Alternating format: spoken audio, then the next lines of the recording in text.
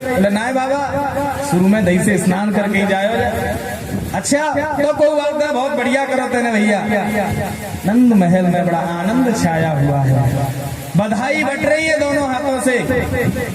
ब्रजवासी बधाई ले लेके जा रहे हैं। एक ब्रजवासी जब दो रास्ते में जाके आपस में बात कर रहे, भैया तू क्या लेके आए हो? बोले मोकू तो भैया ये आभूषण बर्तन मिले हैं। बर्तन काय के? चांदी कह रहे दारी के, तू चांदी के बर्तन में रह गया। तू कल आओ भैया, मोकू तो देख सोने के आभूषण मिले हैं। अच्छा सोने के आभूषण कौन से नंबर गेट पे बैठ रहे हैं भैया? बोले 4 नंबर गेट पे। वो लेता है चांदी के बर्तन वहीं फेंके और सोने के आभूषण लेने के लिए दौड़ दिए। सोने आभूषण लिया हुआ व्यक्ति जैसे ही आगे बढ़ा, दूसरा मिल गया, भैया क्या लेके आए हो? बोले देख मैं तो सोने के आभूषण लाया। अरे मर्दारी के तू सोने के आभूषण नहीं रह गए, तू कल आयो भैया? देख हीरे जवाहरात लेके आया हूं मैं। अरे भैया जी कहाँ बैठ रहे हैं? 5 नंबर गेट पर। सोने के आभूषणों को वहीं फेंक देता है और दौड़ा दौड़ा जाता है और वहां जाकर के हीरे जवाहरात लेकर के आता है। नंद महल में बहुत आनंद छाया हुआ है। नंद बाबा दोनों हाथों से लुटा रहे हैं, उनके महल में कोई कमी नहीं है। इधर नंद बाबा ने ब्राह्मणों को बुलवा करके स्वस्ति वाचन कराया। जैसे ही नंद बाबा को पूजा पाठ में बिठाया ब्राह्मणों ने कहा कि नंद बाबा दूध छोड़ो। नंद बाबा पानी छोड़ते हैं। ब्राह्मण बोले नंद बाबा एक बात बताओ, कैसे मरना लग रहा हो? कहाँ ध्यान में कछू के में कछू छोड़े? नंद बाबा बोले सही सही बताऊं ब्राह्मण में हो तो बिल्कुल मन ना लग रहा या पूजा। क्यों? अरे हमको तो अपने लाला के दर्शन की पड़ी है। अच्छा तो जाओ आप लाला के दर्शन करो, यहाँ संकल्प छोड़ जाओ, बकाया पूजा पाठ को हम कर लेंगे। बोले ठीक है भैया तुम ही करो जो तुमको जैसा अच्छा लगे। नंद बाबा ने ब्राह्मणों को बहुत कुछ दिया, अन्न का खूब सारा दान दिया, धन दौलत ब्राह्मणों को प्रसन्न कर दिया। बहुत सा धन लुटाया, सब ब्रज में खूब बधाई लुटाई, सबने बड़ा आनंद मनाया उसको। आनंद मनाते मनाते एक दिन नंद बाबा बोले अरे भैया ऐसा एक काम करो, आप जा आनंद को खूब आनंद में ही बनाए रखो, लेकिन मोकू कंस को कर देवे जानो है। और यदि मैं कंस को कर देवे के ताई ना गया ना तो समस्या खड़ी हो जाएगी। कंस बड़ा उत्पाती है, पता नहीं कब हमारे ऊपर कोई आपदा पटक दे। तो नंद बाबा ने जो ग्वाल वाल थे उनसे कहा आप यहाँ पर पूरे ब्रज में जो उत्सव चल रहा है इसकी देखभाल रखिए। गोपान गोकुल रक्षाया निरूप्या मथुरां गता नंदः कंसस्य वार्षिक्यं करं दातो कुरुद्वः। नंद बाबा ब्रजवासियों को अपने गोकुल की जिम्मेदारी देकर के कंस को कर देने के लिए चलने लगे।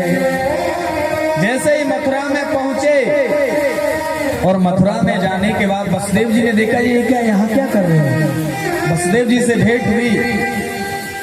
नंद बाबा ने अपने पुत्र की खुशी नहीं बताई वसुदेव जी को, हालांकि वसुदेव जी को सब पता है फिर भी नहीं बताया। मित्र ऐसा ही होना चाहिए। हमारे घर कितनी भी खुशी हो, यदि हम दूसरे के पास गए, यदि वो उस समय संकट में है तो वहां जाकर उसके संकट का साथ देना चाहिए। नंद बाबा कह रहे हैं हमें इसका बहुत दुख है वसुदेव जी महाराज, आप इसने पुत्रों को मार दिया कंस ने। लेकिन वसुदेव जी महाराज अपने दुख को भूल करके नंद बाबा के उस आनंद की सराहना कर रहे हैं। बाबा तुम यहाँ घूम रहे हो, तुम्हारे भी तो लाला है, बहुत आनंद छाया हुआ है। नंद बाबा बोले हाँ भगवान की कृपा से है, आनंद है, लेकिन मैं तो जाकर कर देवे के ताई आ गए। वसुदेव जी बोले बाबा जल्दी से कर दे कि आप वापस लौट करके जाओ, वहां उत्पात ना है जाए।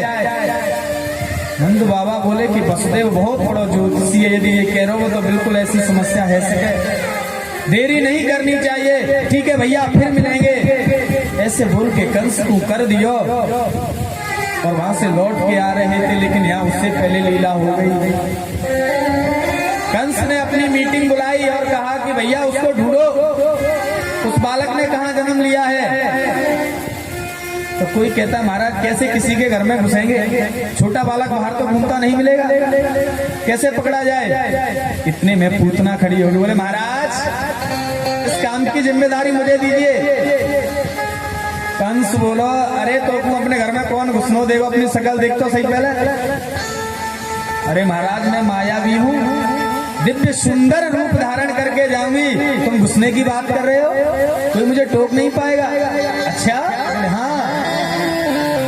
पूतना ने बड़ा सुंदर दिव्य सुंदरी रूप बनाया और छम छम करते हुए गोकुल में पहुंच गई। और जैसे ही गोकुल में पहुंची, नंद महल में बड़ा उत्सव छाया हुआ था।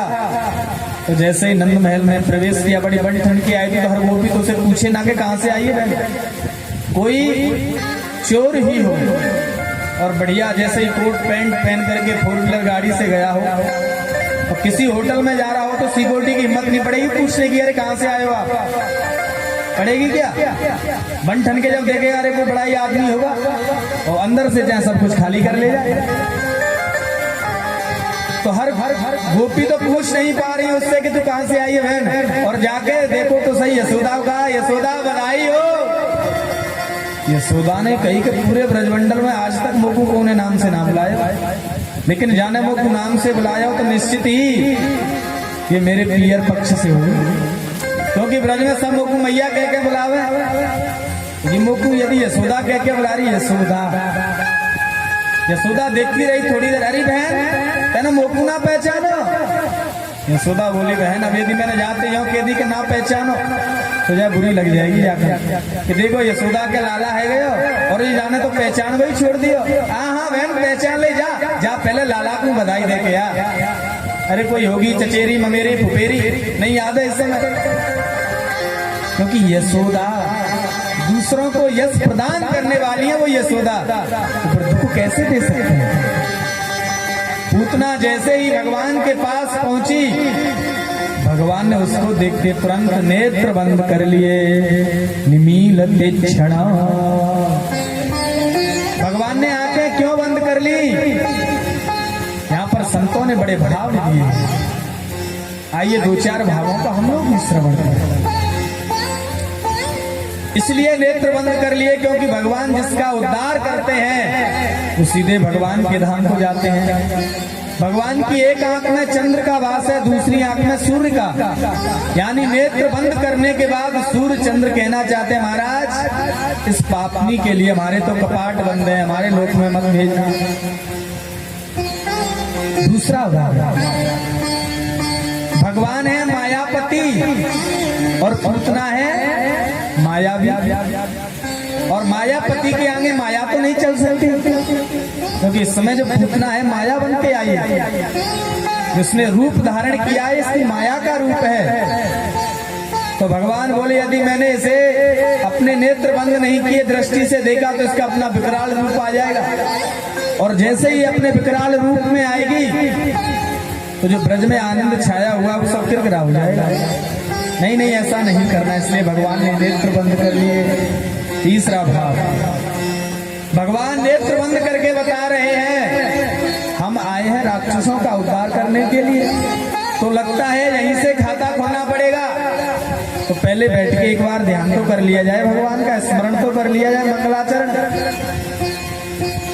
चतुर्थ भाव, भगवान कह रहे हैं कि हम तो आए भैया माखन मिश्री खाने के लिए, और मौसी जी पहले ही आ गई जहर पिलाने के लिए।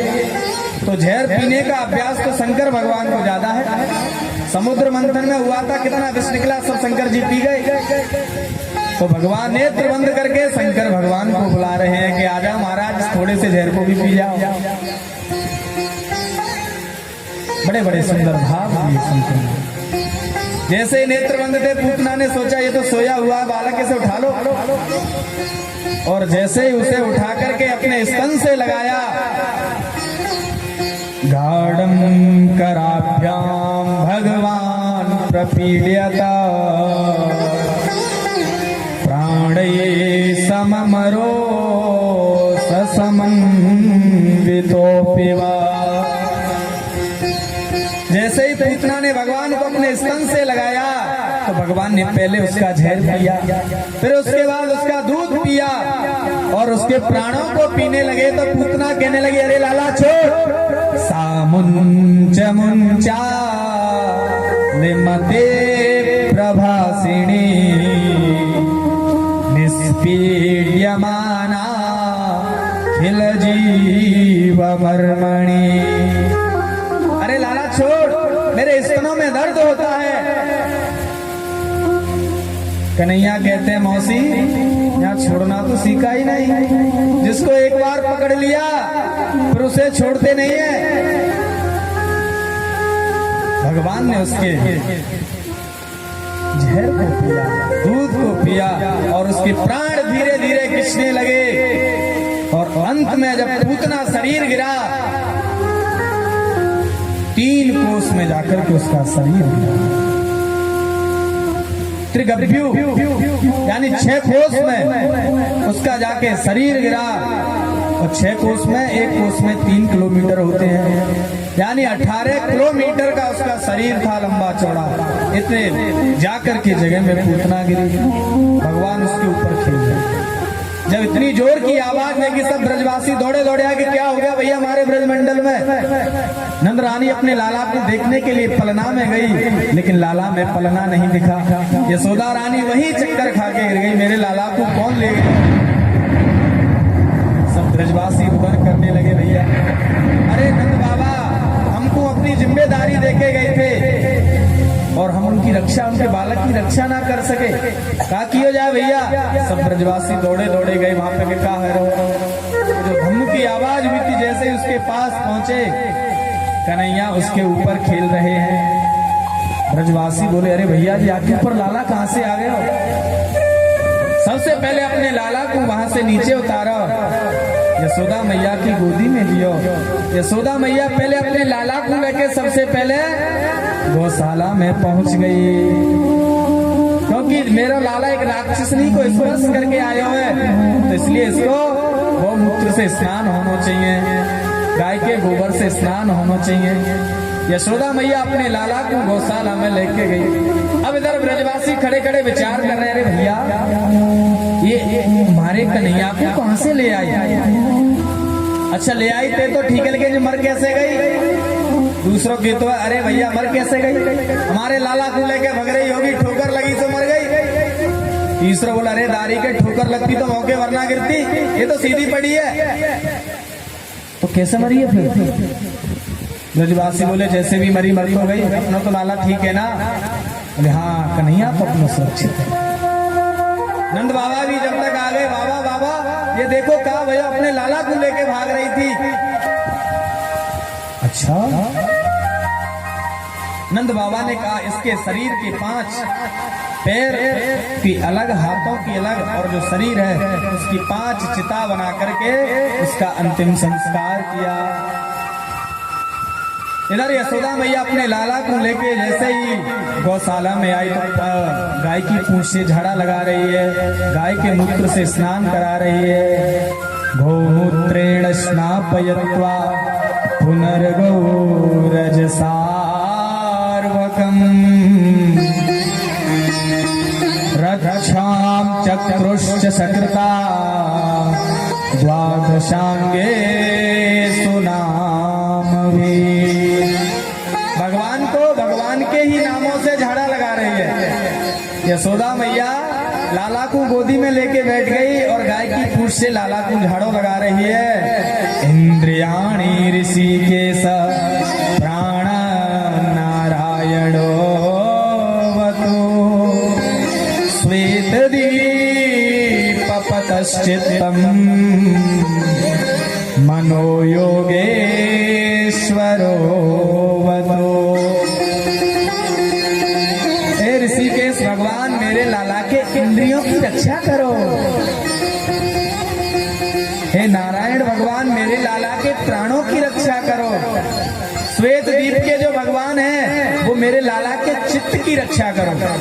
भगवान अंदर ही अंदर मुस्कुरा रहे हैं, देखो तो सही मैया को मेरे ही नामों से मुंह को झाड़ा लगा रही है। ये मैया का प्रेम बिल्कुल लाला का। कहीं। और जब लाला ने अच्छी तरीके से अपनी माँ का स्तनपान किया तब मैया को विश्वास हुआ कि मेरा लाला बिल्कुल ठीक है, स्वस्थ है। संशय तो जब हुआ, परीक्षित ने पूछा महाराज आप बता रहे थे कि पूतना का शरीर जलने के बाद उसमें से दिव्य सुगंध निकली, कैसे?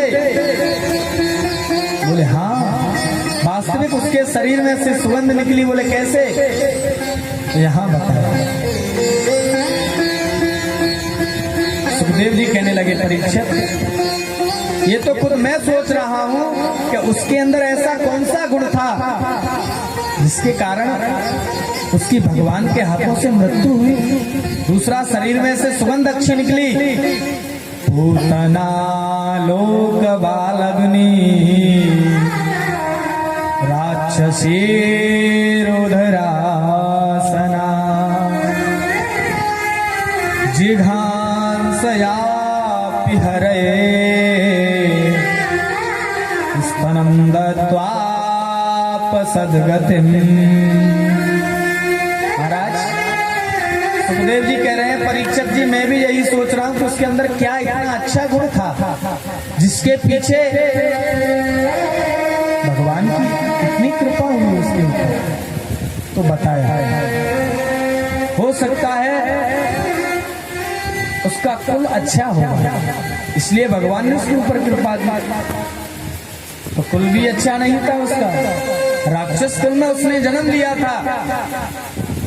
सुखदेव जी बोले फिर मैंने विचार किया हो सकता है उसका भाव अच्छा हो। तो भाव भी अच्छा नहीं था, भगवान को मारने की दृष्टि से आई। बोले ठीक है भैया भाव अच्छा नहीं होगा, हो सकता है उसका कोई काम अच्छा होगा जिससे भगवान प्रसन्न होंगे। तो क्या काम था उसका? बाल घातनी, छोटे छोटे बालकों को मार देना, ये उसका काम था। यानी काम भी अच्छा नहीं। फिर क्या था? सुखदेव जी कहते हैं मुझे तो ऐसा लगता है कि भगवान ने उसके अंदर एक गुण ढूंढ लिया। क्या? स्तनं दत्त्वाप सद्गतिम्। अरे जैसी भी सही, लेकिन काम तो मैया जैसा कर रही है, इसलिए भगवान ने उसे सदगति प्रदान कर दी पूतना को। देखिए ये पूतना कोई और नहीं थी, बलि की बेटी थी रत्नमाला। जब भगवान वामन रूप लेकर के जैसे ही उस यज्ञ मंडप में पहुंचे तो रत्नमाला ने देखा तो क्या कहा? ओहो, ऐसा मेरा यदि पुत्र होता तो मैं उसको अपना स्तनपान कराता। लेकिन जब सब कुछ छीन लिया तो रत्नमाला कहती यदि मेरा ऐसा पुत्र होता तो उसको मैं जहर दे के मार देती। तो भगवान ने उसकी दोनों इच्छाओं को पूर्ण किया, स्तनपान भी कराया, उसका जहर पान भी। भगवान ने उसकी दोनों इच्छाएं पूर्ण की और पूतना का उद्धार हो गया। भगवान अब यशोदा मैया किसी न किसी बहाने से अपने घर में उत्सव मनाती रहती है। एक महीने बाद जब नक्षत्र आता है तो नक्षत्र के बहाने उत्सव मनाती है। कभी जब लाला सोते सोते एक दिन करवट बदल गया और जैसे ही करवट बदला यशोदा मैया ने कहा ओहो अब तो मेरा लाला बड़ा है, करवट भी अपने आप बदलने लगो। यशोदा मैया अपने घर में सब पूरे ब्रज में दुहाई लगवा दी कि आ जाओ करवट बदलवे को बिलगुआ है भैया, घर में खूब बधाई गाई जाएंगी। यानी यशोदा मैया कोई न कोई बहाने से अपने लाला के उत्सव मनाती रहती है। जैसे ही गोपी आई और कही कि लाला की बधाई हो करवट बदलवे की यशोदा, यशोदा कहती शांत रह जाओ, अभी अभी मैंने लाला को दूध पी के सुलाया, जग जाएगा। तो गोपी बोली अरे यशोदा जब तो कुछ शांत ही रखने तो बिलगुआ काहे लगवाया तने, हम तो अपने घर में बैठी और जब जहाँ आई है तो नाचेंगी भी गाएंगी भी। अरे बहन एक शांत रह जाओ, वो अपने लाला को बाहर सुला दिया। फिर बाकी बात खूब नाचियो खूब गईयो, वो कोई ऐतराज ना है। यशोदा मैया ने अपने लाला का पलना उठाया और जाकर के बाहर मटकाओं का एक छिकड़ा रखा हुआ था उसके नीचे अपना पलना रख दिया। अंदर धूमधाम से उत्सव मन रहा है। कंस ने एक राक्षस और भेजा सक्टासुर। सक्टासुर को पता चला भगवान इस पलना में लेटे हुए हैं, आकर के उस छिकड़े पर बैठ गया। अब अब ऊपर से धीरे धीरे वो छकड़े को नीचे दबाता है। भगवान पैर का स्पर्श लगाते हैं तो धीरे धीरे ऊपर जाता है। जब जैसे बार बार थोड़ी देर लीला चलती रही तो भगवान बोले कहीं ऐसा ना कोई आ जाए और इसका उद्धार भी ना हो पाए। भगवान ने जोर से उसने ऐसी लात मारी कि छकड़ा ऊपर चला गया और जाकर के जैसे ही वापस गिरा सक्टासुर का उद्धार हो गया। बोले सक्टासुर मर्दन भगवान की। सक्टासुर का उद्धार किया। उद्धार करने का जैसे जो धम्म की आवाज हुई, यशोदा रानी दौड़ी दौड़ी आई, अरे भैया कहाँ है गए? माँ कछु ब्रजवासी बालक खेल रहे और बोले मैया मैया मैं बताऊं कहा भैया? कहा है वो भैया? अरे तेरे लाला ने हमें ऐसी लात मारी कि छकड़ा ऊपर तुम चलोगे और आके वापस एकदम धम से नीचे गिरो है। यशोदा मैया बोले क्यों रे दारी के भांग पी के आए होगा तो? अरे ये मेरा छोटा सा लाला का छकड़ा में लात मार सके? चला। यशोदा मैया ने अपने लाला को उठाया और अपनी गोदी में लेके घर चली गई। जैसे भी सही इधर शंकर भगवान को पता चला कि मैं तो जाऊंगा भगवान के दर्शन करने के लिए बाल में। और जैसे ही दर्शन करने के लिए शंकर भगवान आए तो एक जोगी का भेष बनाया, लेकिन उसके बाद भी नंद रानी के महल का दरवाजा खटखटाया लेकिन फिर भी अंदर नहीं आया। क्या किया जाए? अब तो पेड़ के पास आकर के बैठ गए और कहा प्रभु मुझे आपके बाल रूप के दर्शन करने हैं, आप कृपा करिए मेरे ऊपर, मुझे अपने इस रूप के दर्शन कराइए, इस बाल रूप के मुझे दर्शन दीजिए। भगवान बोले मैं क्या कर सकता हूँ भैया, मैं तो बालक रूप में हूँ, नहीं कराएंगे दर्शन तो। बोले आपके पास जो बल हो उसका प्रयास करिए। कौन सा बल है? बालानाम रोदनम बलम। बालक के पास तो एक ही बल है, बस रोना बहुत अच्छी तरीके से जानता है। और रुदन करने लगे भगवान। यशोदा मैया कभी स्तनपान कराती है, कभी उसे ऊपर की ओर उड़काती है, लेकिन फिर भी वो शांत नहीं होता। क्या किया जाए? पता नहीं, जाके मेरे लाला को जाने कौन की नजर लग गई। और जो ब्रजवासी ब्रज में जो वृद्ध माताएं थी उनको बुलवाया कि आकर के देखो भैया हमारे लाला को कहाँ है गए हो। लेकिन बाकी बावजूद भी वो कन्हैया चुप नहीं होते। तो यशोदा कहने लगी अरे भैया जी कैसे है? बोले अरे एक हमारे लाला को जा लाला के दर्शन कराने पड़ेंगे। ये लाला चुपी ना है रे भैया, क्या किया जाए? यशोदा रानी बोली कि किसी की नजर लगी है जाकू। अरे एक बाबा आयो, बोलो अपने लाला के दर्शन करा दे, मैंने वहां से मना कर दी। अच्छा अरे भैया तो बाबा को बुलाओ। और ऐसा के वो बाबा कुछ जादू टोना टोना कर गए, तासे लाला चुप ना है रो। अरे भैया बाबा कहाँ मिलेगा? कुछ ब्रज की गोपी दौड़ी दौड़ी गई, बाबा एक पेड़ के नीचे बैठे हुए थे।